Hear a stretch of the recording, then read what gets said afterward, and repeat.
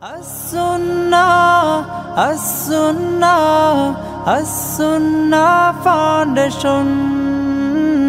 As-Sunnah, As-Sunnah, As-Sunnah Foundation. Assalamu alaikum wa rahmatullahi wa barakatuh. Alhamdulillah, Alhamdulillah Rabbil Alameen, wassalatu wassalamu ala ashrafil anbiya'i wal mursaleen, Nabiyyina Muhammad wa ala alihi wa ashabihi ajma'in ila yawmiddin amma ba'd. সুপ্রিয় দর্শক শ্রোতা ভাই বোন, দেশ কিংবা প্রবাস যে যেখান থেকে আমাদেরকে দেখছেন, আপনাদের সকলকে সাদর আমন্ত্রণ জানাচ্ছি আস-সুন্নাহ ফাউন্ডেশনের স্টুডিও থেকে। আপনারা দেখছেন আস-সুন্নাহ ফাউন্ডেশন আয়োজিত সাপ্তাহিক সরাসরি প্রশ্নোত্তরমূলক অনুষ্ঠান শরঈ সমাধানের 178তম পর্ব। আলহামদুলিল্লাহ, দেখতে দেখতে আমরা প্রায় 200 পর্ব এর কাছাকাছি চলে এসেছি আল্লাহর অশেষ অনুগ্রহে। প্রতিদিনের মতো আজও ইনশাআল্লাহ ঘণ্টাব্যাপী আপনাদের সঙ্গে থাকছে এবং আপনাদের করা জীবন ঘনিষ্ঠ জিজ্ঞাসাগুলোর কোরআন এবং হাদিসের আলোকে জবাব দেওয়ার চেষ্টা করব। ওমা তৌফিক ইল্লা বিল্লাহ। আপনাদের যে কোনো জীবন ঘনিষ্ঠ জিজ্ঞাসা এই পোস্টের মন্তব্যের ঘরে আপনারা লিখুন, আমরা যথাসম্ভব বেশি থেকে বেশি প্রশ্নের উত্তর দেওয়ার চেষ্টা করবো ইনশাআল্লাহ তাআলা। যে সমস্ত প্রশ্ন উত্তর আমি দিতে পারবো না, ইনশাআল্লাহ রিপ্লাইয়ের মাধ্যমে আমাদের অ্যাডমিনগণ আগামীকাল অফিস টাইমে আপনাদেরকে উত্তর দেওয়ার মাধ্যমে সহযোগিতা করবেন ইনশাআল্লাহ তাআলা। প্রিয় দর্শক, আপনারা এই লাইভ অনুষ্ঠানটি দেখছেন আমাদের ভেরিফাইড ফেসবুক পেজ থেকে, As Sunnah foundation verified Facebook page থেকে এবং আমাদের অন্যান্য ফেসবুক পেজ এবং আমাদের ভেরিফাইড ইউটিউব চ্যানেল সমূহ থেকে। আশা করছি আমরা কোরআন এবং হাদিসের জ্ঞানভিত্তিক এই অনুষ্ঠান অন্যদের দেখবার সুবিধার্থে শেয়ার করে দিতে ভুলব না। আল্লাহ তাআলা আমাদের সকলকে কল্যাণের পথে রাখুন, নিরাপদ রাখুন এবং ভালো রাখুন। রমাদান পরবর্তী সময়ে আমরা আবারও আলহামদুলিল্লাহ লাইভে নিয়মিত হয়েছে। রমাদানে আমাদের লাইভের আমরা তেমনটা নিয়মিত ছিলাম না, আমরা সফরের কারণে, ফাউন্ডেশন অন্যান্য কাজের কারণে, সব মিলিয়ে রমাদানে মাত্র একটি লাইভ অনুষ্ঠান সম্প্রচারিত হয়েছে। ইনশাআল্লাহ আল্লাহ যদি আমাকে সুস্থ রাখেন, নিরাপদে রাখেন, সব কিছু যদি ঠিকঠাক থাকে, আল্লাহ চাহেন তো এখন থেকে আমরা আবারও নিয়মিত আপনাদের সঙ্গে প্রত্যেক সপ্তাহে একই সময় আল্লাহ চাহেন তো এই লাইভ অনুষ্ঠানে হাজির হব। আল্লাহ তাআলা আমাদের সকলকে কল্যাণ পথে রাখুন। প্রিয় ভাইরা, আমরা আস-সুন্নাহ ফাউন্ডেশনের কিছুটা আপডেট থাকলে আপনাদেরকে লাইভের শুরুতে সাধারণত জানিয়ে থাকি। আলহামদুলিল্লাহ, আস-সুন্নাহ ফাউন্ডেশনের রমাদান ইফতার বিতরণ কার্যক্রম এবছর বিশেষ আকর্ষণ ছিল বা বিশেষ একটা দিক ছিল যে আমরা এবার পথ ইফতারের ব্যবস্থা করেছি। ঢাকার বিভিন্ন জায়গায় 8,500 ঘরমুখ মানুষকে বা সিএনজি বা ব্যক্তিগত গাড়ি কিংবা বাইকে করে যারা বাসা বাড়িতে যাচ্ছেন আর প্রতিমধ্যে ইফতারের সময় হয়ে গেছে, তাদেরকে বিভিন্ন সিগনালে থেকে আমরা ইফতার বিতরণ করার চেষ্টা করেছি। আলহামদুলিল্লাহ, এটি পরীক্ষামূলক ছিল। সামনের বছর আল্লাহ তৌফিক দিলে আমরা এটাকে আরও ব্যাপক আকারে ইনশাআল্লাহ বিদিল্লাহ বিতরণ করব। সেই সাথে যাকাতের অর্থে স্বাবলম্বীকরণ প্রকল্পের আওতায় রিক্সা বিতরণ কার্যক্রম অনেকখানি অগ্রসর হয়েছে।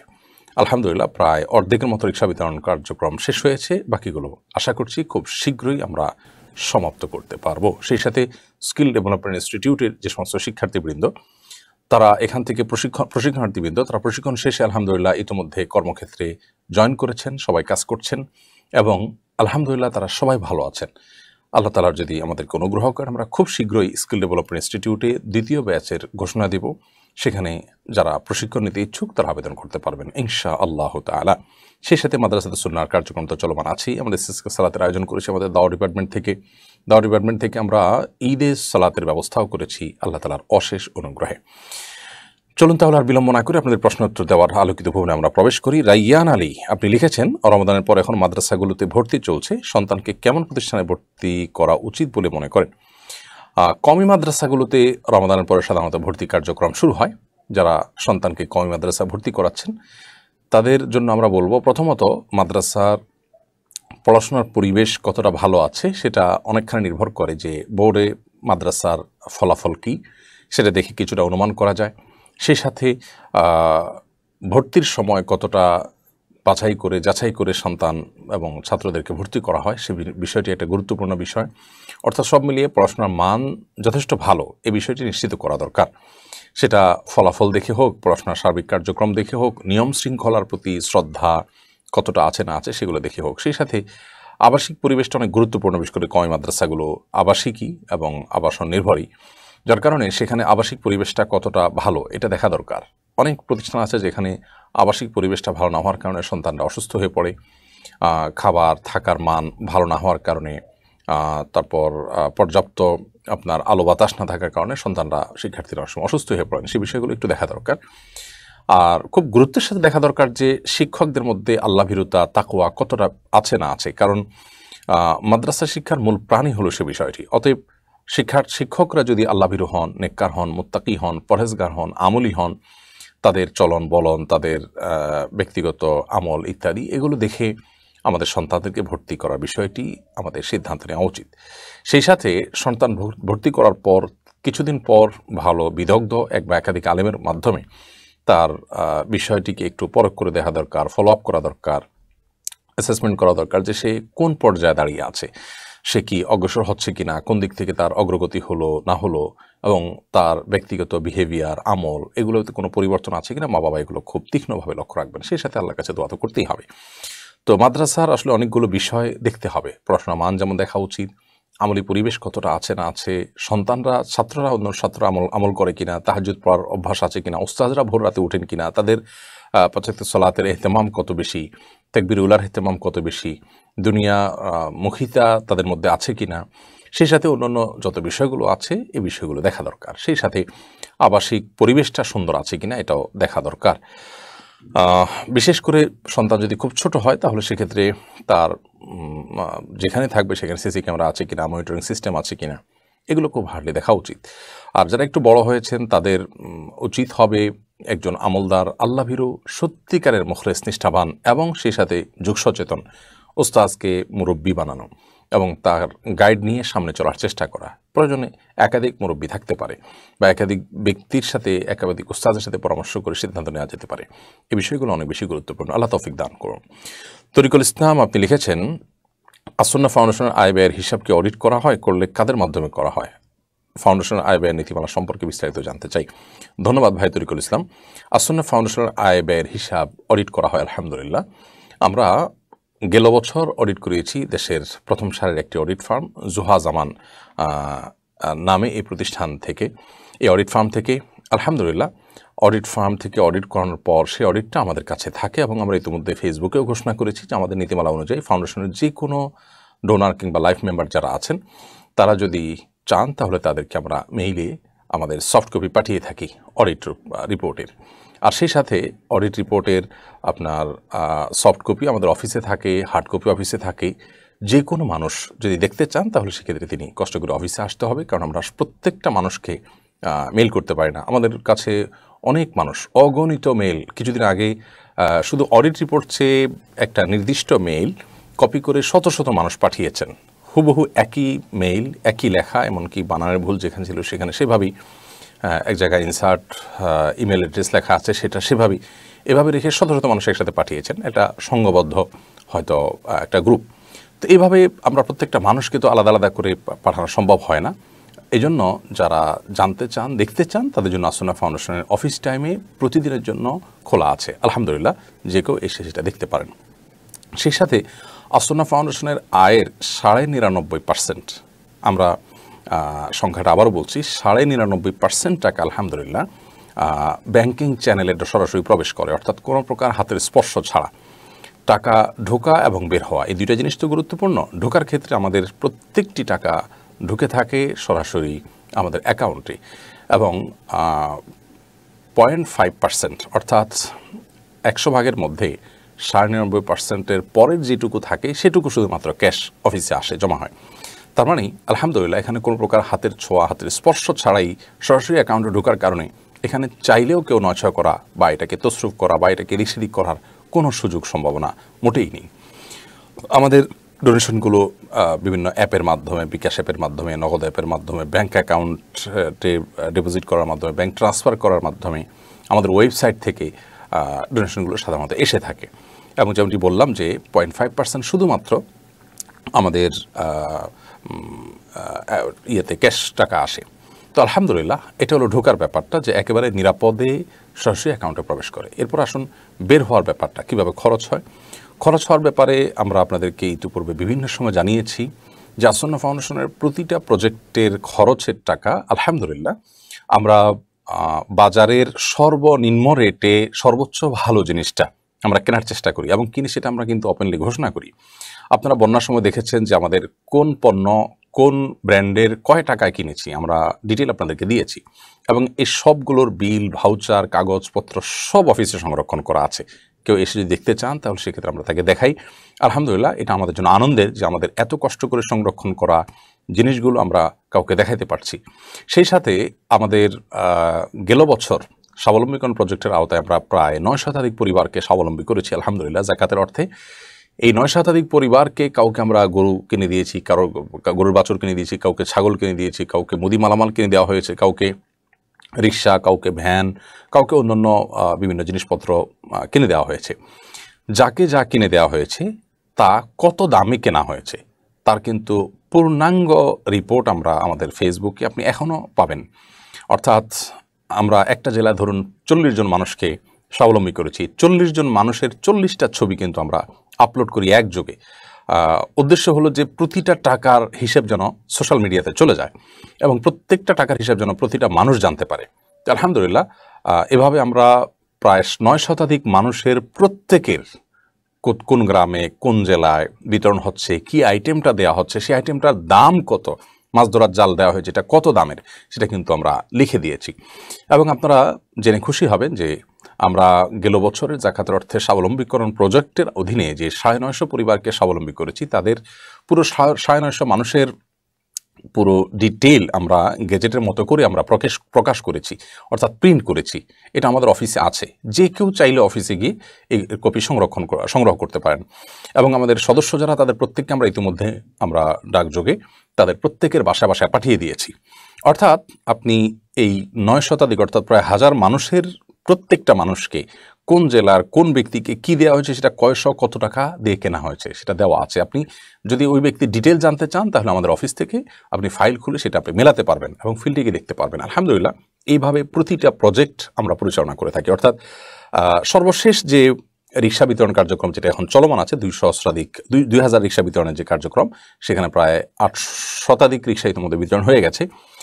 এই রিক্সাগুলো আপনারা নিশ্চয়ই রাস্তাঘাটে বিভিন্ন জায়গায় দেখতে পান। আমরা অনুরোধ করব আপনারা এই রিক্সাগুলো একটু ধরে দেখবেন এবং পরখ করে দেখবেন। সম্ভব হলে ভালো একাধিক রিক্সার গ্যারেজে নিয়েও আপনি চেক করতে পারেন যে এরকম স্টিল বডির রিক্সা, যে রিক্সার গুণগত মান আপনি নিজে দেখতে পাবেন এবং যারা রিক্সা মিস্ত্রি আছে সে সমস্ত রিক্সা মিস্ত্রিকে আপনারা দেখালো তারা আপনাকে দেখাইতে পারবে যে 7 এক্সেলের প্রতিটা রিক্সা এবং স্টিল বডির এই রিক্সাগুলো এই মানের রিক্সা বানাতে কত টাকার প্রয়োজন হবে। আমরা 25,000 টাকায় এই রিক্সাগুলো এক একটা আলহামদুলিল্লাহ আমরা তৈরি করেছি এবং বিভিন্ন জায়গায় ঘুরে ঘুরে ঘুরে ঘুরে বিভিন্নভাবে ঘোষণা দিয়ে সার্কুলার দিয়ে এরপরে আমরা সর্বনিম্ন রেটে আমরা পেয়েছি যে 7 এক্সেলের এই স্টিল বডির রিক্সা আমরা মাত্র 25,000 টাকা পেয়েছি। আমি কাঠের বডির রিক্সা আমি অনেক কমে পাবো, আরও অনেক মানে নর্মাল কোয়ালিটির রিক্সা আমরা অনেক কমে পাবো। যাই হোক, তো এভাবে আপনি দেখুন, দেখার পরে এই রিক্সায় চেয়ে কমে পাওয়া সম্ভব কিনা আপনি আমাদেরকে জানাবেন। এবং প্রতিটা জিনিসকে আমরা এভাবে আলহামদুলিল্লাহ ঘোষণা করে থাকি যে কোনটা কত দিয়ে আমরা কিনেছি, কোত্থেকে কিনেছি। এবং আমাদের ফুড আইটেমগুলো বেশিরভাগই সেনা কল্যাণ থেকে আমরা যে আপনার পানিগুলো আমরা সেনা পানি দিয়ে থাকি এবং জাতীয় জিনিসগুলো কিনি, যাতে করে আপনার সেটা প্রথমত সবচেয়ে কম দামে সবচেয়ে ভালো জিনিসটা পাই, দ্বিতীয়ত কোয়ালিটির পরে কোনো প্রশ্ন তোলার সুযোগ যেন না থাকে, তৃতীয়ত এগুলোর সবগুলোর দাম আমরা বেশিরভাগই আইটেম যেগুলো কিনি সেগুলো ব্র্যান্ডেড, যতক্ষণ সম্ভব আমরা ব্র্যান্ডেড জিনিসগুলো কিনি যেগুলোর দাম একেবারে ওপেন সিক্রেট আমাদের সবার কাছে থাকে। আমরা যে তেল কিনেছি গত আপনার বন্যার সময়, এই তেল আমরা বিভিন্নভাবে নেগোসিয়েশন করে বিভিন্নভাবে ভায়া ধরে ধরে ম্যাগনা গ্রুপ থেকে সর্বনিম্ন যে রেট আমরা তেল কিনেছি, এখনও আমাদের সেই তেল কত করে কিনেছি আমাদের ফেসবুকে আপনি খুঁজলে ঘাটলে পেয়ে যাবেন। এর চেয়ে কমে এটা পাওয়া যাওয়া সম্ভব কিনা, শুধু তেল না, এভাবে প্রত্যেকটা আইটেম আপনি মিলিয়ে দেখার সুযোগ কিন্তু আছে। তো আলহামদুলিল্লাহ, আসন্না ফাউন্ডেশন আয়ের ক্ষেত্রে টাকাগুলো সরাসরি ব্যাংকিং চ্যানেল হয়ে ঢোকে, যার কারণে কোনো হাতে স্পর্শ থাকে না। আবার বের হওয়ার সময় প্রত্যেকটা ব্যয়ের পুঙ্খানুপুঙ্খ ডিটেল আমাদের কাছে থাকে। আমাদের কাছ থেকে কোনো বেনিফিশিয়ারি কোনো বেনিফিট গ্রহণ করেছেন, ধরুন স্বাবলম্বীকরণ প্রজেক্টের মাধ্যমে কিংবা আমরা ঘর করে দিয়েছি বন্যায়, তার পুরো ফাইল কিন্তু আমাদের কাছে সফট কপি হার্ড কপি দুই রকমই আছে। এবং অনেক সময় অনেক গরিব মানুষ দেখা যায় পাওয়ার পরও দেখা যায় যে অস্বীকার করতে চায়, অন্য কারোর কাছে পাবে সে আশায়, অথবা ভুলে যায়।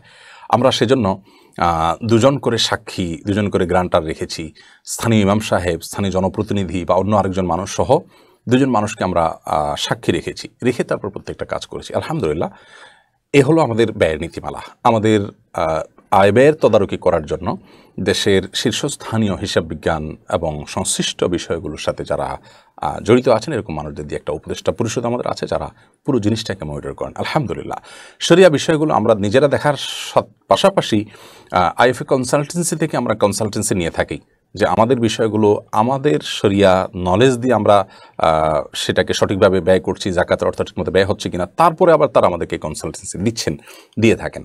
তো এভাবে আমরা প্রত্যেকটা বিষয় আয় ব্যয় করে থাকি। আলহামদুলিল্লাহ, আপনাদের যে কোনো ব্যক্তিকে ফাউন্ডেশনে এসে আপনাদের যে কোনো বিষয় সম্পর্কে জানতে চাইলে আমরা সেজন্য সবসময় ওয়েলকাম করি।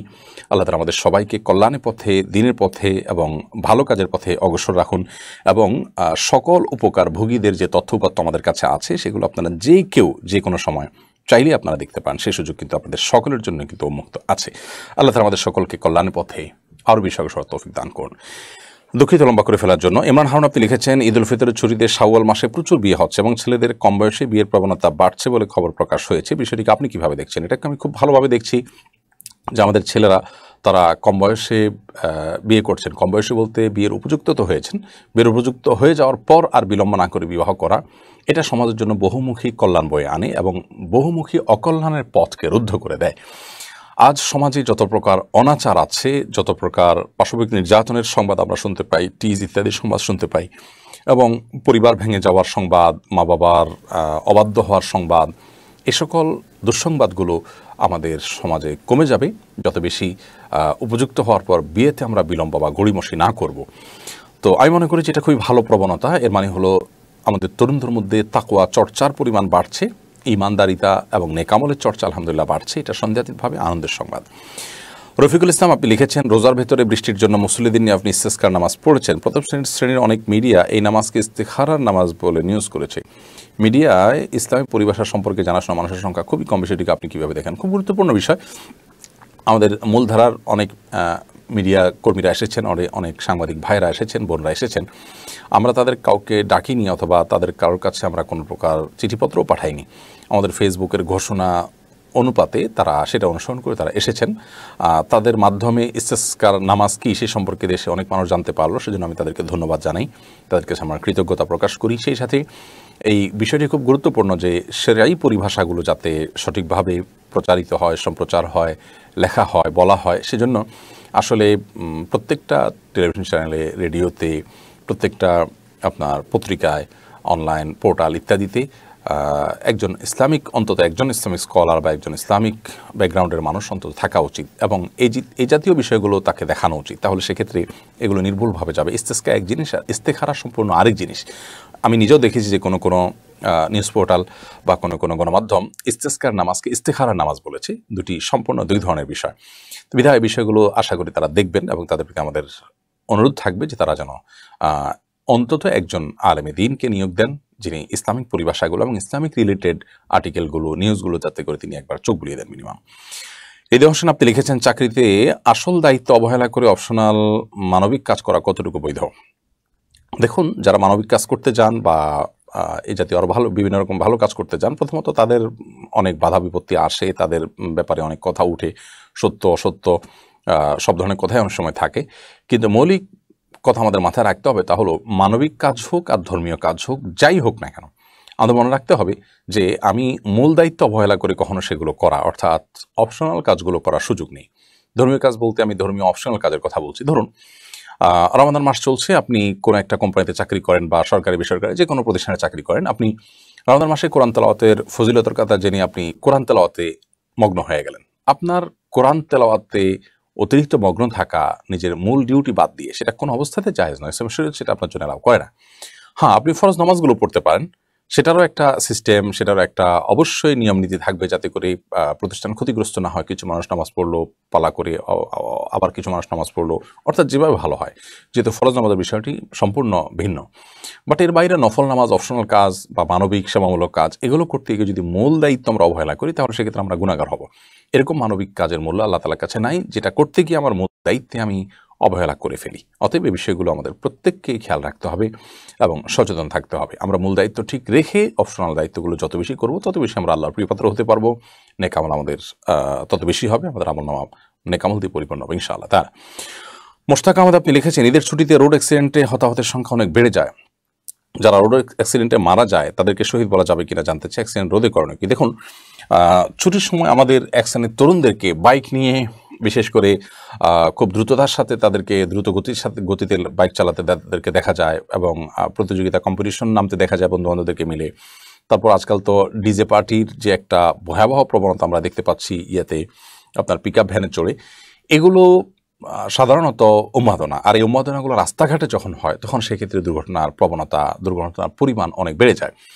বিশেষ করে আপনার বড় বড় বক্স ভাড়া করে যে পিকআপ ভ্যানের উপরে হাই ভলিউমে আপনার গান বাজিয়ে চিৎকার চেঁচামেচি করতে করতে তরুণরা রাস্তা প্রদক্ষিণ করে থাকে, বিভিন্ন রাস্তায় ঘোরাঘুরি করে থাকে। এই সময়গুলোতে আশপাশ থেকে যদি কোনো হর্ন বাজানো হয়, চালক শুনতে পান না বিকট আওয়াজের কারণে, এগুলো দুর্ঘটনা ঘটার অন্যতম একটা কারণ। এভাবে অনেক কারণ আছে যে কারণে আসলে ঈদের সময় অনেক বেশি দুর্ঘটনা ঘটে। এই ক্ষেত্রে সবচেয়ে বড় দায়িত্ব হলো পরিবারের অভিভাবকরা তাদের সন্তানদের উপরে যদি দায়িত্বশীল হন, তারা কোথায় যাচ্ছে, কি করছে। অনেক সময় আমরা মনে করি সন্তানরা এই বয়সে একটু আধটু নাম দিয়ে আমার সন্তানের জীবন নষ্ট করছি, কিংবা সন্তানকে আমি বখাটেদের সাথে মিশতে দিচ্ছি, কিংবা অন্যদেরকে উত্ত্যক্ত করতে থাকে আমি একরকম মৌন অনুমোদন দিচ্ছি। এর মাধ্যমে আমার সন্তান কিন্তু ধ্বংস হয়ে যাচ্ছে। এই জন্য পরিবার থেকে সবচেয়ে জোরালো উদ্যোগ নিতে হবে যে আমাদের সন্তানদের দেখভাল আমরা করব। সেই সাথে সামাজিক উদ্যোগও থাকতে হবে যে সামাজিকভাবে এ ধরনের উশৃঙ্খলতার বিরুদ্ধে প্রত্যেককে কাজ করতে হবে। আর সেই সাথে এই রোড অ্যাক্সিডেন্টগুলো যেন না হয়, প্রশাসন তাদের মতো কাজ করছেন, কিন্তু তাদের কাজের পরিমাণ আরও বাড়াতে হবে। বিশেষ করে ঈদের বন্ধে এই জাতীয় উন্মাদনা হলে রাস্তায় বিভিন্ন রকমের আপনার চেকপোস্ট বসিয়ে এবং আপনার বিভিন্ন উপায় এই ধরনের উশৃঙ্খল যুবকদেরকে থামানোর যত রকমের প্রচেষ্টা আছে সেগুলো চালাতে হবে। তাহলে ইনশাআল্লাহ আমরা আশা করছি এরকম দুর্ঘটনা ঘটবে না। সেই সাথে দূরপাল্লার যে বাসগুলো আছে সেগুলোর কারণেও, সেগুলোর লাগামহীন চলার কারণেও আপনার দুর্ঘটনা ঘটে থাকে। আমরা এর আগে বারবার বলেছি যে চালকের অবহেলার কারণে যদি দুর্ঘটনা ঘটে থাকে তাহলে সেক্ষেত্রে ইসলামের শরিয়ার যে দণ্ডবিধি আছে সেটা যদি আরোপ করা হয় তাহলে সেক্ষেত্রে দুর্ঘটনার পরিমাণ অনেকখানি কমে যাবে। কারণ সেখানে কিন্তু কোনো মানুষ যদি মারা যায় আপনার ভুল ড্রাইভিংয়ের কারণে কিংবা লাইসেন্সবিহীন চালানোর কারণে, তাহলে সেক্ষেত্রে আপনার পরে রক্তপণ যেটা আসে সেই রক্তপণটা কিন্তু অনেক বেশি। যতদিন না আদায় করতে পারেন ততদিন আপনি জেলে থাকবেন, এবং এটা আপনি, আপনার বংশ, আপনার ক্লাব সদস্য, আপনার টিম মেম্বার সবাই মিলে এটা বহন করতে হয়, যার কারণে সবাই এর কারণে প্রেশার ফিল করে। এ ধরনের কড়াকড়ি নিয়ম কারণের কারণে পৃথিবীর অনেক দেশেই কিন্তু অ্যাক্সিডেন্ট আমাদের দেশের তুলনায় অনেক কম। বিধায় এ বিষয়ে আশা করছি প্রশাসন এবং সংশ্লিষ্ট ভাইয়েরা যথাযথ উদ্যোগ নেবেন।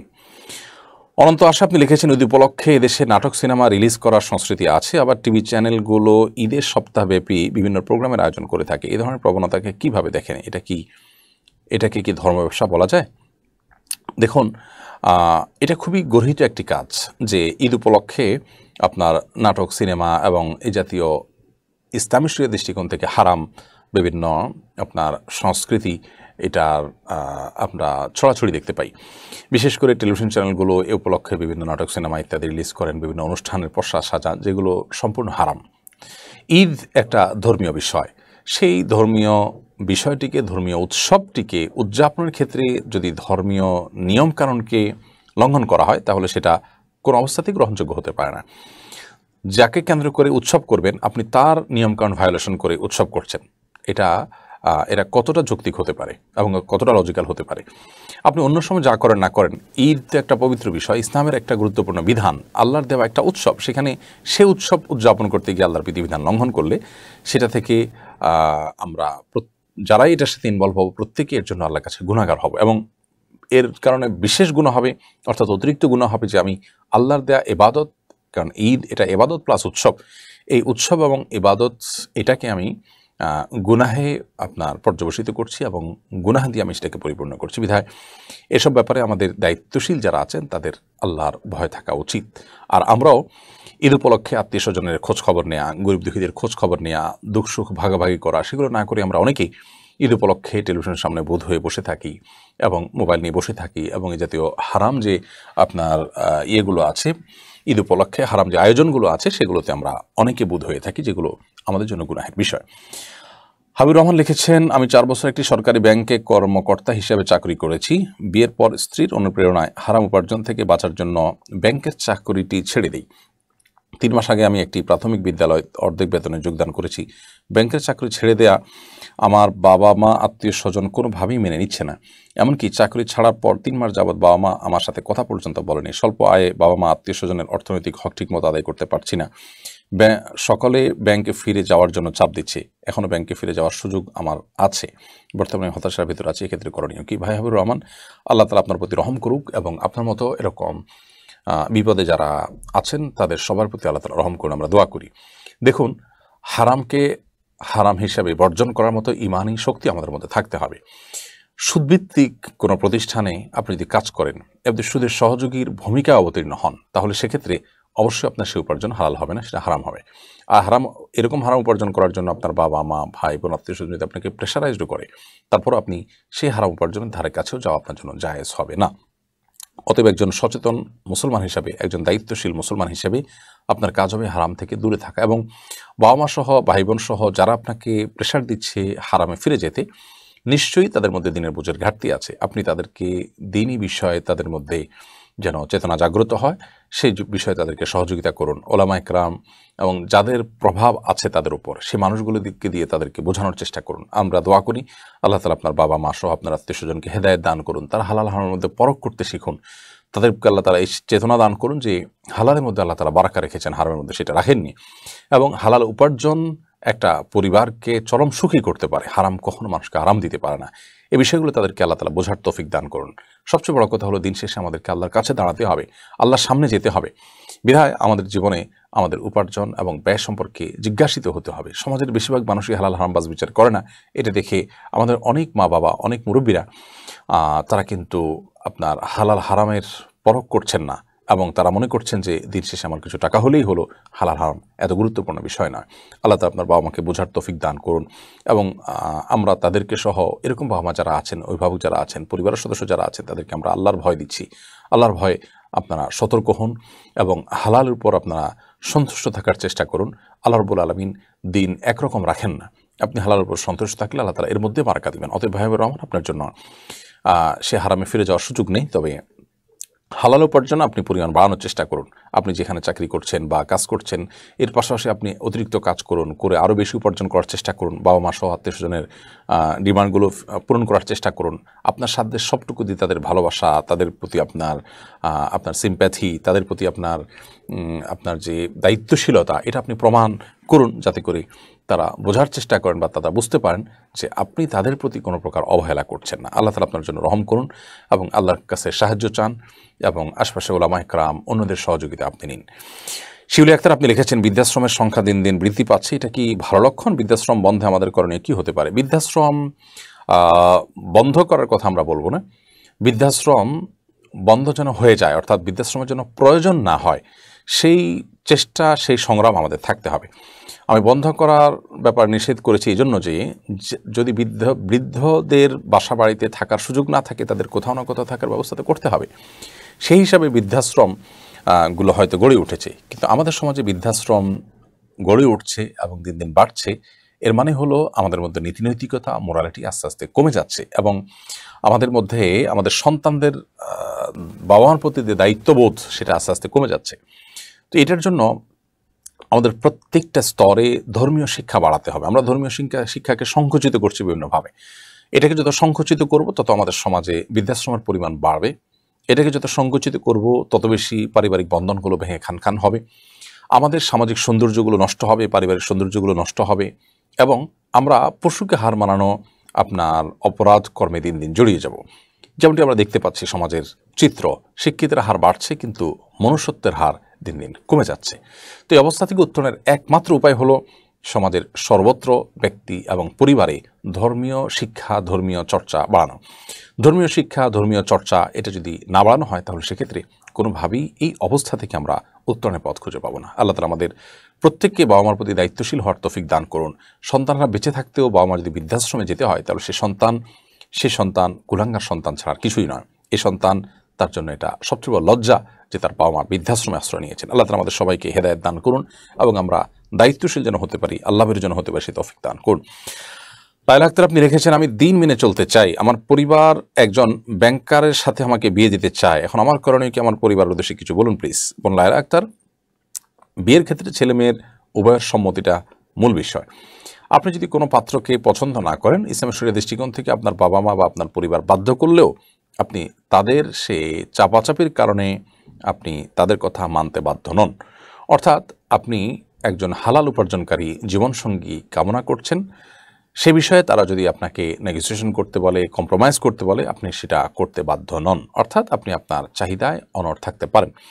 কিন্তু সেই সাথে আমরা আপনাকে বলবো যে আপনার চাহিদা যেন দুনিয়াবি দৃষ্টিকোণ থেকে খুব হাই লেভেলের চাহিদা না হয়, বরং আপনি যেটুকু বলেছেন তা থেকে আমরা বুঝতে পেরেছি যে আপনি হারাম উপার্জনকারী একজনকে অ্যাভয়েড করতে চাচ্ছেন। এক্ষেত্রে আপনার পরিবারকে আপনি বোঝান, আপনার দুর্বলতার জায়গাটা অন্যান্য ওলামা ইকরামদেরকে দিয়ে বোঝান। আসলে পরিবারের প্রতিটা সদস্য, বিশেষ করে মূল সদস্যরা যদি দিনদার না হন, দিনের বুঝ তাদের মধ্যে যদি না থাকে, তাহলে একা দিনের উপরে টিকে থাকা পরিবারের মধ্যে খুবই কঠিন। তো এই জন্য তাদের সবাইকে সাথে নিয়ে চলার প্রচেষ্টা আপনার আমার মধ্যে থাকতে হবে। আল্লাহ তাআলা আপনার প্রতি রহম করুন। এবং এই জাতীয় আমাদের অনেক বোন আছেন যারা হারাম থেকে বাঁচতে চান, অনেক হতভাগা অভিভাবক আছেন যারা এই সন্তানদের মর্ম বোঝেন না। যে সন্তান আল্লাহকে চিনে গেছে সে তো তার বাবা মাকে সবার চাইতে বেশি চিনবে, এবং যে সন্তান তার মধ্যে আল্লাহর ভয় এসেছে সে সন্তান তো মা বাবার সবচেয়ে বড় অ্যাসেট। অতএব তাদের সে আল্লাহ ভীরুতাকে যারা মূল্যায়ন করতে পারছেন না, সে সমস্ত অভিভাবকদের জন্য ধিক্কার ছাড়া আর কি আছে। আল্লাহ তাআলা আপনার বাবা মা সহ অন্যান্য অভিভাবকদেরকে বুঝদান করুন, এবং আপনি আপনার জায়গা থেকে যদি বাবা মার উপরে বোঝা হয়ে যান, তাহলে আপনি হালাল উপার্জনের চেষ্টা আপনি করতে থাকুন। নিজের জায়গা থেকে পর্দা মেনটেন করে যতটুকু সম্ভব, আজকাল ঘরে বসে অনলাইনে অনেক কাজ করার মতো সুযোগ কিন্তু আছে। আপনার স্কিল, আপনি বিভিন্ন স্কিল কে বৃদ্ধি করুন, আপনার দক্ষতা বৃদ্ধি করুন, অর্জন করুন, এবং এর মাধ্যমে আপনি কোনো না কোনো কাজের সাথে ইনভলভ হয়ে যেতে পারেন, যাতে করে তাদের উপর ডিপেন্ডেন্ট পুরোপুরি না হতে হয়। মরিয়ম আক্তার আপনি লিখেছেন, সম্প্রতি হবিগঞ্জের মাধবপুরে ঈদে উচ্চস্বরে গান বাজানো নিয়ে সংঘর্ষে একজন মুয়াজ্জিনের মৃত্যু হয়েছে বলে খবরে জানা গেছে। এর আগে 2018 সালে ওয়ারিতে এমন গান বাজানো নিয়ে যুবকদের মারধরে এক অবসরপ্রাপ্ত সরকারি কর্মকর্তাও মারা গিয়েছিলেন। বিয়ে, গায়ে হলুদ, জন্মদিন, 31 ডিসেম্বর, বিয়েবার্ষিকী সহ নানা অনুষ্ঠানে দীর্ঘ রাত ধরে এভাবে উচ্চ শব্দে গান বাজানোর ঘটনা মুখোমুখি হতে হয় আমাদের প্রায়।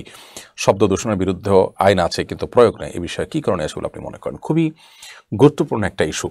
হবিগঞ্জের এই ঘটনা দৈনিক কালের কণ্ঠ সহ বিভিন্ন জাতীয় দৈনিকে আমি নিজেও পড়েছি, দেখেছি যে সেখানে পিকআপ ভ্যান ভাড়া করে বড় বড় বক্সে হাই ভলিউমে গান বাজনা করছিল এবং শব্দ সন্ত্রাসের সৃষ্টি করছিল এক শ্রেণীর উচ্ছৃঙ্খল যুবক, এবং তাদেরকে থামানোর জন্য উদ্যোগ নেওয়া মসজিদের মুয়াজ্জিন, সম্ভবত 60 তিনি, 60-এর বেশি বয়স, তাকে আঘাত করে এই উচ্ছৃঙ্খল যুবকরা রীতিমতো হত্যা করেছে। যদিও তাদের কাউকে কাউকে পুলিশ গ্রেপ্তার করেছে ইতিমধ্যে। তো এই ধরনের ঘটনা প্রায় ঘটছে। আমরা গেল কয়েক বছর যাবৎ দেখতে পাচ্ছি যে এই প্রবণতা ভয়ঙ্কর আকারে বেড়ে চলেছে। অর্থাৎ একদিকে আমরা দেখছি যে কিশোর গ্যাংয়ের মতো এরকম ভয়াবহ বিষয় আমাদের সমাজকে গ্রাস করছে, অপরদিকে আমরা দেখছি ঈদ এবং এই জাতীয় উৎসব ইত্যাদিতে এক শ্রেণীর যুবকরা আপনার বিভিন্ন পিকআপ ভ্যান ভাড়া করে সেখানে বড় বড় বক্স, সেগুলোতে হাই ভলিউমে গান চালিয়ে দিয়ে তারা উম্মাতাল নৃত্য করছে, বিভিন্ন রাস্তা প্রদক্ষিণ করছে, উন্মাদনা করছে। এগুলো প্রথমত নানা ধরনের রাস্তায় সড়ক দুর্ঘটনার কারণ হয়, কারণ এই বিকট আওয়াজের কারণে ড্রাইভার হর্ন শুনতে পান না, কিছু দেখতে পান না, এক ধরনের উন্মাদনা থাকে, দ্রুত গতিতে তারা যেতে থাকে। আবার সেই সাথে এই যে এই ধরনের উচ্ছৃঙ্খলতা থেকে আস্তে আস্তে সন্ত্রাসীর জন্ম হয়, এখান থেকে আপনার বখাটে জন্ম হয়, এখান থেকে উত্ত্যক্তকারী জন্ম হয়। কারণ মানুষকে কষ্ট দেওয়া, এটা যদি একজন তরুণ, একজন কিশোর তার কাছে ডাল ভাত হয়, তাহলে একসময় মানুষ খুন করাটা তার জন্য ডাল ভাতের বিষয় হয়ে যাবে, এবং এখান থেকে আস্তে আস্তে উচ্ছৃঙ্খলার দিকে যুবকরা সামনে অগ্রসর হয়। আমার মনে হয় এ বিষয়ে পারিবারিক উদ্যোগগুলো সবচেয়ে বেশি নেওয়া উচিত। পরিবার থেকে যে বাবা মা আছেন এবং অন্য যারা আছেন, তারা তাদের যে সন্তানরা আছে কিশোর এবং বয়সের তরুণ, তাদেরকে উচ্ছৃঙ্খলতার হাত থেকে বাঁচানোর জন্য সর্বোচ্চ কঠোর তাদের হতে হবে। সেই সাথে সামাজিক উদ্যোগটা অনেক গুরুত্বপূর্ণ। বিভিন্ন রকমের কমিটি আমাদের সমাজগুলোতে আছে, মসজিদ কমিটি আছে, বিভিন্ন ক্লাব কমিটি আছে, তাফসির মাহফিল কমিটি আছে, যুবকদের বিভিন্ন সংগঠন আছে। এরকম যত দায়িত্বশীল সংগঠন আছে, যতগুলো কমিটি আছে, তারা উদ্যোগ নেওয়া উচিত যে আমাদের সমাজে, আমাদের এলাকাতে, আমাদের পাড়ায় মহল্লায় এ ধরনের কোনো প্রকার উচ্ছৃঙ্খলতা আমরা সহ্য করব না। শব্দ দূষণ করবেন, শব্দ সন্ত্রাস করবেন। আপনি গান শুনতে মন চাইছে, আপনি একা একা গান শুনেন, আপনি আপনার রবের সাথে বুঝবেন, কিন্তু আপনার গান আমাকে আপনি শুনতে বাধ্য করছেন, এলাকার সব মানুষকে শুনতে বাধ্য করছেন, সে অধিকার তো আপনাকে দেয়নি। এটা প্রচলিত আইনের সুস্পষ্ট লঙ্ঘন। সেটার প্রয়োগটা শুধু দরকার। এক্ষেত্রে প্রশাসনেরও খুব কঠোর হস্ত হওয়া আমার মনে হয় খুব বেশি প্রয়োজন, এবং রীতিমতো নির্দেশনা থাকা উচিত, এরপর নিষেধাজ্ঞা আরোপ হওয়া উচিত এবং সেটার মনিটর এবং তদারকি হওয়া উচিত। এবং এই জাতীয় উচ্ছৃঙ্খল যুবকদেরকে থামানোর জন্য পুলিশ প্রশাসন সহ সর্বোচ্চ পর্যায়ের প্রত্যেককে আমার মনে হচ্ছে নড়ে চড়ে বসা উচিত, কারণ এটা ভয়াবহ আকার ধারণ করছে। আগামী 2-4-5 বছর পর এটা কোথায় গিয়ে থামবে আমরা জানি না। আমরা কিশোর গ্যাং নিয়ে আমরা হতাশা ব্যক্ত করি, আমাদের যুবকরা মাদকে চলে যাচ্ছে, আমাদের যুবকরা খুন খারাপের দিকে চলে যাচ্ছে, সন্ত্রাসের দিকে চলে যাচ্ছে এবং নানা রকমের অপকর্মে জড়িয়ে পড়ছে, সেটা নিয়ে আমরা দুশ্চিন্তাগ্রস্ত। অথচ এদের এই সমস্ত অপকর্মের সূচনা যেগুলো থেকে সেগুলোকে আমরা থামাবার কোনো চেষ্টা করছি না। বিয়ে উপলক্ষে বিভিন্ন বিল্ডিংয়ে আপনার ব্যান্ড পার্টি ভাড়া করে এনে কিংবা বক্স ভাড়া করে এনে হাই ভলিউমে গান বাজনা করা এবং উম্মতার নৃত্য এবং আপনার গানের শব্দে মানুষকে অতিষ্ঠ করে তোলা, হার্টের রোগী থাকে, ঘুমন্ত মানুষ থাকে, এবাদতবন্দি করতে চায় মানুষ, এই সব ধরনের মানুষকে ডিস্টার্ব করে গান বাজনা করে বিবাহ শাদীর যে আয়োজন হয়ে থাকে, এটা হলো রীতিমতো একটা বর্বরতা এবং অসভ্যতা। কোনো সভ্য সমাজে আপনি একটা ভবনের উৎকট এবং বিকট আওয়াজে আশপাশের মানুষকে আপনি ঘুমোতে দিবেন না, তাদের জীবনকে অতিষ্ঠ করে তুলবেন, এটা কোনো দিনই কল্পনা করা যায় না। এ ধরনের অন্যায় এবং অনাচারের বিরুদ্ধে সামাজিক আন্দোলন গড়ে তুলতে হবে, এর জন্য একটা বিপ্লবের প্রয়োজন। আমি প্রত্যেককে যার যার জায়গা থেকে সামাজিক আন্দোলন এটার বিরুদ্ধে গড়ে তোলার জন্য আহ্বান করছি এবং হবিগঞ্জে এই ঘটনার সাথে যে সমস্ত নরাধম এবং যে সমস্ত উচ্ছৃঙ্খলা জড়িত তাদেরকে খুব দ্রুততার সাথে বিচারের আওতায় আনা উচিত। আমাদের শিশু আইনের ফাঁকফোকরের কারণে দেখা যায় যে 16-17 বছরের কিশোররা অপরাধে জড়িয়ে পড়ছে, তাদের জন্য আইনের যথাযথ শাস্তি সেটা প্রয়োগ করা যাচ্ছে না। তো এগুলোর সংশোধন করা উচিত। আল্লাহ তাআলা আমাদের সকলকে একটা সুস্থ স্বাভাবিক সমাজে যেন আমরা বসবাস করতে পারি সেই তৌফিক দান করুন। নুসরাত জাহান আপনি লিখেছেন, সম্প্রতি বহু তালাকের ঘটনা ঘটছে। তালাকের পর স্বামী স্ত্রী মনে করেন তারা যেহেতু তালাকের নিয়ম জানতেন না কিংবা রাগের মাথায় অনিচ্ছাকৃতভাবে তালাক দিয়েছেন, তাই তালাক কার্যকর হয়নি। এই বিষয়ে শরীয়তের বক্তব্য কি? দেখুন, আমরা এর আগে বারবার বলেছি, সালাতুন জিদ্দুহুন্না জিদ্দুন ওয়া হাজলুহুন্না জিদ্দুন। নবী করিম সাল্লাল্লাহু আলাইহি ওয়াসাল্লাম বলেছেন, 3টি বিষয় সিরিয়াসলি করলে যা হয়, দুষ্টুমি করে করলেও তা হয়। তালাক তার একটি। অতএব এখানে আপনি না জেনে করেছেন, রাগের মাথায় করেছেন, এ কোনো অভিযোগই কিন্তু কোনোভাবেই আপনার আমল নেওয়ার কোনো সুযোগ নেই। অর্থাৎ এগুলোর ভিত্তিতে আপনার তালাকটি হবে না, ব্যাপারটি সেরকম নয়। আপনি না জেনে তালাক দিলেও তালাক পতিত হয়ে যাবে। এজন্য যারা বিবাহ শাদী করবেন অথবা করেছেন তারা তালাকের নীতিমালাগুলো ভালো করে জেনে রাখবেন এবং দুষ্টমি করে যদি তালাক দেন, রাগ করেও যদি আপনি বলেন, অভিমান করেও বলেন, কথার কথাও আপনি বলেন যে তোমাকে তালাক দিলাম, আপনার ইচ্ছা না থাকে তালাকের, তারপরেও তালাক পতিত হয়ে যাবে। খুব ভয়াবহ একটা বিষয়।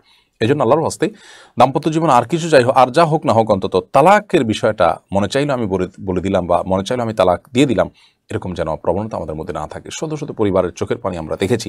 অনেক বোনরা আমাদের কাছে SMS পাঠান, ভয়েস মেসেজ পাঠান, কান্নাকাটি করেন, অনেকে সরাসরি উপস্থিত হন এবং তাদের কান্নাকাটি দেখে আমাদের মায়া এবং করুণা করা ছাড়া আসলে কিছুই করার থাকে না, কারণ তারা তাদের ধ্বংস করে ফেলেছেন। অনেক ভাইয়েরা আছেন, তারা নিজেদের স্ত্রীকে এরকম বারবার তালাক দিয়ে এরপরে কান্নাকাটি করেন। তাদের কান্নাকাটি এর কারণে আমাদের করুণা করা ছাড়া আর কোনো কিছুই করার থাকে না। কারণ তালাক এমন একটা বিষয় যে এটা ছুরি মারার মতো। আপনি ছুরি মেরে দিয়েছেন, এরপর আপনি জিহ্বা কামড় দিলেন, আপনি সরি বললেন, যাকে মেরে দিয়েছেন সে খুন ঠিকই হয়ে যাবে। আপনি যতই সরি বলেন সে আর জীবিত হবে না। ঠিক তালাকের মাধ্যমে বিবাহ বিচ্ছেদ এভাবে হয়ে যায়। অনেক স্বামী আছেন জীবনে বারবার তালাকের কথা বলেছেন। এটা ছেলে খেলা নয়। আপনি রাগের মাথায় এভাবে মনে চাইলেও তালাক দিয়ে দিবেন, তা হতে পারে না। বরং এটা নিয়ে সুচিন্তিতভাবে আপনাকে সিদ্ধান্ত নিতে হবে, পরামর্শ করতে হবে। যদি মনে হয় যে না, তালাক আমাকে দিতেই হবে, তাহলে সুন্নাহ সম্মতে এমনভাবে তালাক দিবেন, একটা তালাক দিবেন, ব্যাস। এক তালাক দেওয়ার মাধ্যমে সম্পর্ক বিচ্ছিন্ন হয়ে যাবে। কিন্তু আবার 10 বছর পরেও যদি আপনারা একত্রিত হতে চান, সে সুযোগ থাকবে। কিন্তু কদিন পর পরে আপনি এক তালাক দিয়ে যদি দেন, এভাবে 3 বার যদি দিয়ে থাকেন, তো শেষ, আর আপনার এক হওয়ার কিন্তু সুযোগ থাকবে না। আল্লাহ তাআলা আমাদের সবাইকে এইসব বিষয়ে সাবধান এবং সচেতন হওয়ার তৌফিক দান করুন। এরপরে প্রশ্ন হলো, রমাদান গত হলো, রমাদানে আমরা অনেকে অনেক আমল করার চেষ্টা করেছি আলহামদুলিল্লাহ, কিন্তু রমাদানের পরে অনেকেই আমরা নেক আমলের ধারা ধরে রাখতে পারি না। এমন কোনো কৌশল কি আছে যে রমাদানের আমলগুলোর ধারাবাহিকতা আমরা ধরে রাখতে পারবো? আলহামদুলিল্লাহ, খুবই গুরুত্বপূর্ণ একটি প্রশ্ন। রমাদানে আমরা যে সমস্ত নেক আমল করার তৌফিক আল্লাহর পক্ষ থেকে পেয়েছি, সেগুলোর ধারাবাহিকতা ধরে রাখাটা অনেক গুরুত্বপূর্ণ। আল্লাহ তাআলা বলেছেন, ওয়ালা তাকুনু কাল্লাতী নাকাদাত গাজলাহা মিন বাদি কুওয়াতিন আনকাসা। তোমরা সেই নারীর মতো হয়েও না যে নারী রশি পাকিয়ে পাকিয়ে পাকিয়ে এটাকে একেবারে শেষ পর্যায়ে এনে এরপরে ছেড়ে দিয়েছে, অর্থাৎ রশির পাকগুলোকে খুলে ফেলেছে। এত কষ্ট করে পাক দিয়ে এটাকে ফাইনাল পর্যায়ে আনার পর খুলে দেওয়া মানুষের মতো, সেই মহিলার মতো তোমরা হইও না। অর্থাৎ তোমরা কোনো ভালো কাজ করে সেটাকে একটা ভালো পর্যায়ে নেওয়ার পর এটাকে হাল ছেড়ে দিলে, আবার ভালো কাজ ছেড়ে দিলে, তো এরকম তোমরা হইও না। তো রমাদান মাস জুড়ে ইবাদত বন্দি করার পর রমাদানের পরে আমাদের অবস্থা যেন এরকম না হয় যে আমরা এখন আর কোনো ইবাদত বন্দিগিতে নাই। রমাদান জুড়ে আমরা 2-4 খতম কোরআন দিয়েছি, অথচ এখন কোরআন স্পর্শই করি না। রমাদানে আমরা ফরজ তো পড়েছি, নফল নামাজ পড়েছি, তারাই পড়েছি, আর এখন ফরজও জামাতের সাথে পড়তে পারি না। এরকমটি যেন না হয়, সে চেষ্টা আমাদের থাকা উচিত। আল্লাহ রাব্বুল আলামিন বলেছেন, ইন্নাল্লাযীনা ক্বালু রাব্বুনাল্লাহু সুম্মা ইসতাকামু, নিশ্চয় যারা বলল আমাদের রব আল্লাহ, এরপরে এই কথার উপর যারা অটল অবিচল থাকবে, তাতানাজ্জালু আলাইহিমুল মালায়েকা, এদের মৃত্যুর সময় তাদের ফেরেশতা আল্লাহর পক্ষ থেকে এসে নাজিল হয়ে তাদেরকে সুসংবাদ দিতে থাকেন জান্নাতের, এবং তাদেরকে বলা হয় যে তোমরা কোনো পেরেশান হবে না, টেনশন করবে না, চিন্তার কোনো কারণ নাই, সেই জান্নাতের সুসংবাদ গ্রহণ করো যেটার ওয়াদা তোমরা সারা জীবন শুনেছ কোরআন থেকে, সুন্নাহ থেকে, আল্লাহ রাসূল সাল্লাল্লাহু আলাইহি ওয়াসাল্লামের পক্ষ থেকে। তো এই সুসংবাদ তারাই পাবে, এবং মৃত্যুর আগ মুহূর্তে জান্নাতের সুসংবাদ জানতে পারবে সে সমস্ত মানুষরা যারা আল্লাহ আমার রবে কথা বলার পর সেটার উপর অটল থাকবে, অবিচল থাকবে, ডানে বামে না গিয়ে সঠিক পথে অটল অবিচল থাকবে, অর্থাৎ কন্টিনিউয়াসলি করতে থাকবে। নবী করিম সাল্লাল্লাহু আলাইহি ওয়াসাল্লামকে আল্লাহ তাআলা বলেছেন, ফাস্তাকিম কামা উমিরত, সূরা হুদের মধ্যে আল্লাহ বলেছেন আপনাকে যেভাবে নির্দেশ করা হয়েছে আপনি ঠিক সেইভাবে নির্দেশের উপর অটল থাকুন, অর্থাৎ অবিচল থাকুন, কন্টিনিউয়াসলি সেটা করতে থাকুন, এটার মধ্যে যেন ছেদ না পড়ে, বিরতি যেন না হয়। নবী করিম সাল্লাল্লাহু আলাইহি ওয়াসাল্লাম বলেছেন, শাইবাতনিল হুদ, আমাকে সূরা হুদ বৃদ্ধ করে ফেলেছে, অর্থাৎ সূরা হুদের এই আয়াত এটা আমার চুল দাড়ি পাকিয়ে দিয়েছে, কারণ এটা এত ভারী যে এই ইস্তেকামত এবং টিকে থাকা, ধরে রাখা, এটা এত কঠিন যে কিভাবে এই আমলটি আমি ধরে রাখবো বা এটা উপর আমি টিকে থাকবো, এটা আমি করব, সে চিন্তায়, সে দুশ্চিন্তায় আমার চুল দাড়ি পর্যন্ত পেকে গেছে। এজন্য আমাদের নেক আমলের ধারাবাহিকতাকে ধরে রাখার চেষ্টা করতে হবে। আমরা যে সমস্ত নেক আমল রমাদান জুড়ে করেছি তার কোনটা আল্লাহর কাছে কবুল হয়েছে, কোনটা হয়নি, সেটা আল্লাহ তাআলা ভালো জানেন, নিশ্চিত হওয়ার কোনো সুযোগ নেই। তবে উলামায়ে কেরাম বিভিন্ন অভিজ্ঞতার আলোকে, কোরআন হাদিসের বিভিন্ন নসের ভিত্তিতে কিছু আলামতের কথা বলেছেন, যেগুলো দেখে আমাদের নেক আমল আল্লাহর কাছে কবুল হয়েছে বলে আমরা সুধারণা করতে পারি। তোমাদের থেকে একটি হলো এটি যে রমাদানে যে আমলগুলো করতে পেরেছে সেগুলোর ধারাবাহিকতা ধরে রাখতে পারা। আপনি কোনো আমল করার পর সে আমলটি যদি আরও করার তৌফিক পান তাহলে আগেরগুলো কবুল হয়েছে সেটি আপনি ধারণা করতে পারেন, সুধারণা করতে পারেন, নিশ্চয়তা তো নয়, সুধারণা করতে পারেন। কারণ আগেরগুলো আল্লাহর কাছে কবুল হওয়ার আলামতই হলো যে আল্লাহ তাআলা আপনাকে সেটাকে আবারও করার তৌফিক দিচ্ছেন। আপনি কারোর কাছ থেকে বাকি নিয়েছেন, নতুন করে আবার বাকি তখনই দিবেন যখন আগের বাকি আপনি পরিশোধ করবেন বা পরিশোধ করে সন্তুষ্ট রাখবেন আপনার দোকানিকে, যার কাছ থেকে নিয়েছেন তাকে। ঠিক একইভাবে আল্লাহ তাআলা আপনার উপর সন্তুষ্ট, আপনার আমলে সন্তুষ্ট, এটার একটা আলামত হলো আল্লাহ আপনাকে আমলটা আবারও করার তৌফিক দিয়েছেন। এই জন্য রমাদান জুড়ে আমল করেছি আমরা, কোরআন তেলাওয়াত করেছি, এটা একটু একটু হলেও আমরা এখন করব, নামাজ পড়েছি সেটা একটু একটু করে ধরে রাখার চেষ্টা করব। নবী করিম সাল্লাল্লাহু আলাইহি ওয়াসাল্লাম বলেছেন, আহাব্বুল আমালি ইলাল্লাহি আদওয়ামুহু ওয়া ইনকাল, আল্লাহর কাছে সবচেয়ে প্রিয় আমল হলো যে আমল বান্দা কন্টিনিউয়াসলি করে, নিয়মিত করে, হোক না সেটা পরিমাণে কম। একসাথে আপনি অনেক কোরআন তেলাওয়াত করলেন, এরপরে সারা বছরের খবর নাই, এর চাইতে উত্তম হলো আপনি একসাথে একটু বেশি করলেন, অনেক বেশি না করতে পারেন কিন্তু একটু বেশি করলেন রমজান উপলক্ষে, কিন্তু বছর জুড়ে আপনি অল্প অল্প হলেও সেটা করতে পারলেন, এটা কিন্তু আল্লাহর কাছে অনেক বেশি প্রিয়। অতএব আমাদের রমাদান শেষে এখন কমপক্ষে কয়েকটি কাজ খুব গুরুত্বের সাথে করা উচিত। প্রথমত 5 ওয়াক্ত নামাজ ঠিকমতো পড়া উচিত। দ্বিতীয়ত কোরআন প্রতিদিন একটু একটু করে হলেও কোরআনের সাথে সময় কাটানো উচিত, বুঝে বুঝে কোরআন তেলাওয়াত করা উচিত, হোক সেটা 1 আয়াত, হোক সেটা 5 আয়াত, 10 আয়াত, 1 পৃষ্ঠা, যতটুকু তৌফিক হয়। সেই সাথে রমজানের রোজার পর নফল রোজা যেগুলো আছে, বৃহস্পতি, 13, 14, 15 চন্দ্র মাসের, এগুলো রাখার চেষ্টা করা উচিত। শাওয়ালের 6 রোজা, এগুলো একটু একটু করে রাখার চেষ্টা করা উচিত, সিয়ামের টাচে আমাদের থাকা উচিত। সেই সাথে আল্লাহর নেককার বান্দা এবং আল্লাহভীরু মানুষগুলো যারা রমজানের পরে নেক আমল করে তাদের সান্নিধ্যে আমাদের থাকা উচিত। আল্লাহর কাছে দোয়া খুব বেশি করা উচিত, শয়তানের চক্রান্তের উপরে সাবধান থাকা উচিত। আল্লাহ তাআলা আমাদেরকে রমজান জুড়ে যে আমলগুলো আমরা করেছি তার ধারাবাহিকতা যেন ধরে রাখতে পারে সেই তৌফিক দান করুন। এরপর এমটি আরিফ আপনি লিখেছেন, রবিবার থেকে আমাদের এসএসসি পরীক্ষা, কিছু আমল বলবেন যা থেকে আমাদের যা থেকে উপকৃত হতে পারি এবং আমাদের জন্য দোয়া করবেন। ভাই আরিফ, আপনি সহ আমাদের যে সমস্ত শিক্ষার্থী ভাই বোনরা পরীক্ষা দিচ্ছেন, এসএসসি পরীক্ষার্থীরা, তাদের জন্য আমরা দোয়া করি আল্লাহ তাআলা তাদের পরীক্ষা সহজ করুন, সততার সাথে পরীক্ষা দেওয়ার তৌফিক দান করুন, নকল মুক্ত এবং কোনো প্রকার অসৎ উপায়ে মুক্ত পরীক্ষা দেওয়ার মতো ঈমান শক্তি আল্লাহ তাআলা সকলকে দান করুন। কঠোর পরিশ্রম করতে হবে এবং আল্লাহর উপর ভরসা রাখতে হবে এবং নির্ভর থাকার চেষ্টা করতে হবে। ঈমানদার একটা বড় হাতিয়ার হলো আল্লাহর উপর তাওয়াক্কুল। আমি আমার চেষ্টাটা করব, চেষ্টা করার পর পরিপূর্ণভাবে আল্লাহর উপর তাওয়াক্কুল করব। আল্লাহ রাব্বুল আলামিনের উপর ভরসা করলে আল্লাহ রাব্বুল আলামিন আমার জন্য যথেষ্ট হয়ে যাবেন। আল্লাহ বলেছেন, ওমাইয়া তাওয়াক্কাল আল্লাহ ফাহুয়া হাসবুহ, যে ব্যক্তি আল্লাহর উপরে তাওয়াক্কুল করে, যে ব্যক্তি আল্লাহর উপর ভরসা করে, আল্লাহ রাব্বুল আলামিন তার জন্য যথেষ্ট হয়ে যাবেন। বিধায় আল্লাহর উপর তাওয়াক্কুল করলে আপনি নির্ভর হয়ে যাবেন, আপনার টেনশন কমে যাবে, আপনার ডিপ্রেশন কমে যাবে এবং তার মাধ্যমে আপনি পরীক্ষাটা তুলনামূলকভাবে ভারমুক্ত হয়ে দিতে পারবেন। এটা অনেক বড় একটা অস্ত্র, একটা বড় একটা সুযোগ একজন ঈমানদারের জন্য। তো আমি তাওয়াক্কুল করার জন্য বলবো। সেই সাথে আল্লাহ তাআলার কাছে দোয়া করবেন, আল্লাহুম্মা হাসিবনি হিসাবান ইয়াসীর, আল্লাহ আপনি আমার হিসাব গ্রহণকে সহজ করে দিন, আমার পরীক্ষাকে সহজ করে দিন, এবং সততার সাথে পরীক্ষা দিবেন। যতটুকু পারেন আলহামদুলিল্লাহ, এমনকি যদি আপনার পরীক্ষা আপনি খুব ভালো নাও দিতে পারেন, তারপরও আপনার কোনো এটার জন্য টেনশন থাকা উচিত নয়। অন্তত একটা কারণে খুশি হওয়া উচিত যে আমি সততার সাথে পরীক্ষা দিতে পেরেছি, আসল পরীক্ষা ঈমান পরীক্ষা আমি উত্তীর্ণ হয়েছি। আল্লাহ তৌফিক দান করুন। নামাজের সময় নামাজগুলো পড়তে হবে এবং আল্লাহর সাহায্য চাইতে হবে। কোনো সকল প্রকার কুসংস্কার থেকে দূরে সরতে হবে। ডিম খেলে পরীক্ষা খারাপ হবে, এই কলম পড়া নিলে পরীক্ষা ভালো হবে, এটা করতে হবে সেটা করতে হবে, সমস্ত কুসংস্কার বাদ দিয়ে পরিপূর্ণভাবে আল্লাহর উপর তাওয়াক্কুল করে বিসমিল্লাহ বলে লেখা শুরু করবেন। কোনো আপনার পড়া ভুলে গেলে দুরূদ শরীফ পড়তে পারেন, আল্লাহুম্মা সাল্লি আলা মুহাম্মদ। সাধারণত এর মাধ্যমে ভুলে যাওয়া জিনিস স্মরণে আসে, আল্লাহর সাহায্য চাইবেন, আল্লাহ তাআলা রহম করবেন ইনশাআল্লাহ তাআলা। তামান্না রহমান আপনি লিখেছেন, ইচ্ছে থাকলেও তাহাজ্জুদের জন্য উঠতে পারছি না, কিভাবে তাহাজ্জুদের জন্য উঠতে পারবো? আমরা যেই অ্যালার্ম সেট করতাম সাহরির জন্য, ঠিক সেই অ্যালার্মটা যদি আমরা এখন তাহাজ্জুদের জন্য সেট করে ফেলি, তাহলে তাহাজ্জুদ পড়া আমাদের জন্য সহজ। তাহাজ্জুদ পড়া সহজ হওয়ার জন্য আমাদেরকে একটি কাজ করতে হবে, তাহলে রাতে এশার পর খুব দ্রুততার সাথে শুয়ে পড়তে হবে, এবং রাতের খাবারটা এশার আগে খেয়ে ফেলতে পারলে সেটা ভালো, এবং এটাই সুন্নাহ। আমরা যদি খুব দ্রুততার সাথে রাতের খাবার খেয়ে ফেলি, তাহলে সেক্ষেত্রে রাতে তাড়াতাড়ি শুতে পারবো, আর রাতে তাড়াতাড়ি শুলে ইনশাআল্লাহ ভোর রাতে আমাদের জন্য ওঠা সহজ হবে, ঘুম পরিপূর্ণ হয়ে যাবে। এই জন্য রাতে তাড়াতাড়ি শোয়ার জন্য আমরা চেষ্টা করবো ইনশাআল্লাহ। বারবার অ্যালার্ম দেবো, প্রয়োজনে যে সমস্ত লোক তাহাজ্জুদ পড়ে তাদেরকে মোবাইল নম্বর দিয়ে তাদেরকে দিয়ে ফোন করাবো, তাদের সহযোগিতা নিব, বিভিন্নভাবে আমরা চেষ্টা করবো ইনশাআল্লাহ তাআলা। আর একেবারে নাইমা হচ্ছে কারণ ভালো, সেই হিসাবে আপনি এশার পরে 2 রাকাত করে 4 রাকাত সালাত, বা 2 রাকাত 4 রাকাত 6 রাকাত 8 রাকাত যতটুকু পারেন তাহাজ্জুদের নিয়ত পড়ে আপনি তারপর বিতির পড়ে তারপর শুয়ে পড়বেন ইনশাআল্লাহ বিদিল্লাহ। যদি ভোর রাতে উঠতে নাও পারেন তাহলে এটা তাহাজ্জুদ হিসেবে গণ্য হবে। আমি আলামিন হোসেন আপনি লিখেছেন, আমার বাবা একজন প্যারালাইসিসের রোগী, তার বাম হাত ও বাম পা কাজ করে না, তিনি পবিত্রতা অর্জন করতে পারেন না, এখন উনি কীভাবে সালাত আদায় করবেন? আল্লাহ মাফ করুন, উনি যদি হাত পা তার যদি মুভ করতে না পারেন, এখন সম্ভবত তিনি শয্যাশায়ী, আল্লাহ তার প্রতি রহম করুন। যদি শয্যাশায়ী হয়ে থাকেন তাহলে সেক্ষেত্রে তিনি বিছানায় পা কেবলার দিকে তাকে ফিরিয়ে দিয়ে এক হাত হলে এক হাত দিয়ে মুভ করে তিনি দুঃখিত তার মাথা এবং উপরের অংশ যদি তিনি নাড়াতে পারেন, তাহলে দাঁড়ানোর নিয়ত করে সেন্স যেহেতু আসে, তিনি সূরা ফাতিহা ইত্যাদি পড়বেন, রুকুর নিয়ত করে মাথা একটু ঝুঁকাবেন, সেজদা নিয়ত আরেকটু ঝুঁকাবেন, এভাবে ইশারা করে তিনি নামাজ পড়বেন।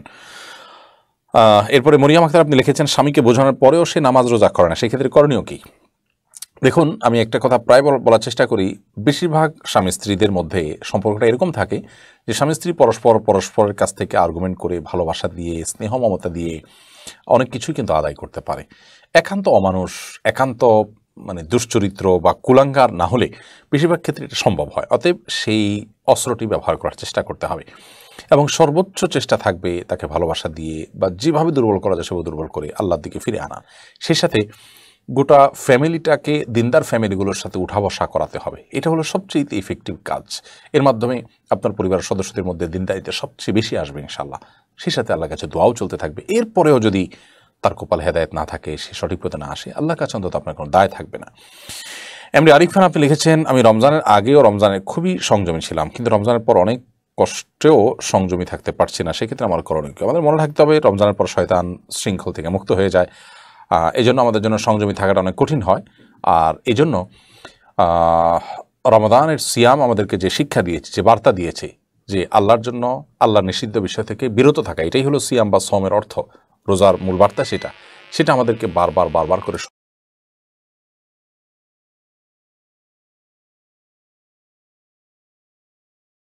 as-sunnah